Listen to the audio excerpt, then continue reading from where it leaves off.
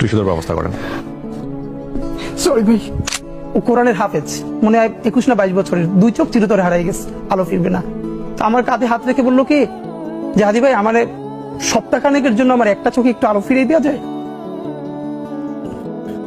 আমি বললাম ভাই 1 সপ্তাহের জন্য কেন? বললো ভাই অন্তত আমার মারে আমার খুব একবার দেখতে মন চায়। আমার মা আমার অনেক নিষেধ করছিল অন্তরণে যাইতে, আমি ফিরে আসার সময় মারে দেখি নাই, আমার একটাবার মন চায় আমার মারে দেখি। তো যারা হাজার হাজার কোটি টাকা পাচার করে বিদেশ চলে গেছে,